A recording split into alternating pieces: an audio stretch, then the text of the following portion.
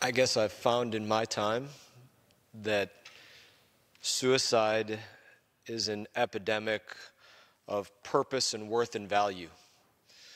I come to this line of thought because I've had countless veterans call me, reach out to my office, find me on Facebook, find me on some other form of social media, had a member of their family call my office or reach out, a mother or a spouse, and talk about the fact that their veteran wants to take their life. And in seeing that play out time and time again, I realize each and every time that somebody is out there searching for their value in their life. They're searching for where is their value, where is their worth to the rest of the world. And for me, that helps me to recognize that this can be prevented. I think veterans face this challenge in a unique way and in an elevated way. Not because the challenge of war or recovering from injury is something that cannot be overcome. I think most of us end up finding in our lives that when we've overcome something incredibly difficult, those are the most memorable and purposeful moments of our life. But because no person, veteran included, should have to believe that their greatest contribution to the world or to their nation or to their family or their community is something that's behind them. And that is something that is especially difficult for a veteran to overcome, because their worth and their value and their work every single day was tied directly to serving all of those things at the highest possible level.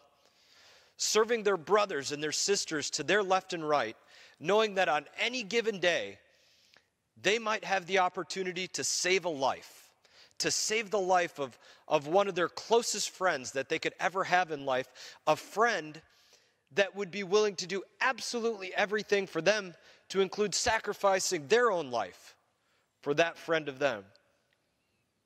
It's hard to replicate, maybe impossible to replicate that purpose and that worth.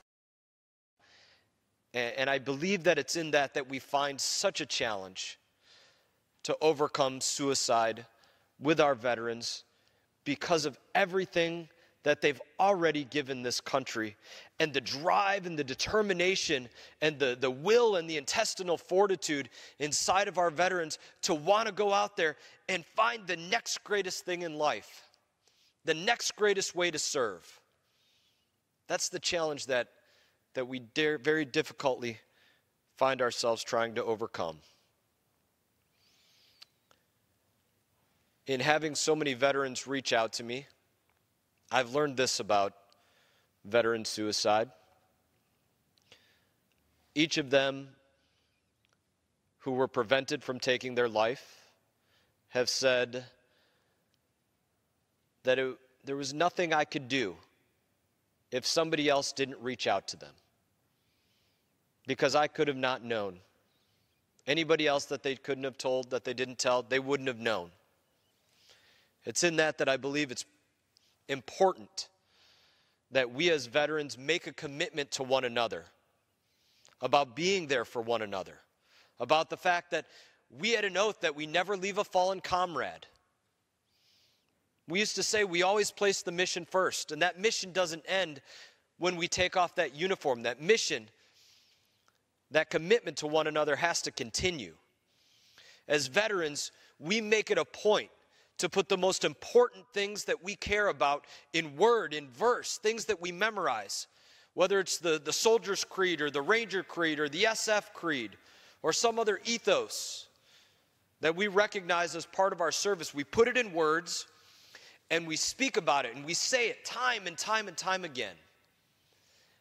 And that's where I believe that it's important that we as veterans make known in word our commitment to one another, that we're never going to let one of our brothers or sisters be left behind, that our commitment to one another never ends. that we're never going to allow one of them to bring harm to themselves, that our love for each other never ends.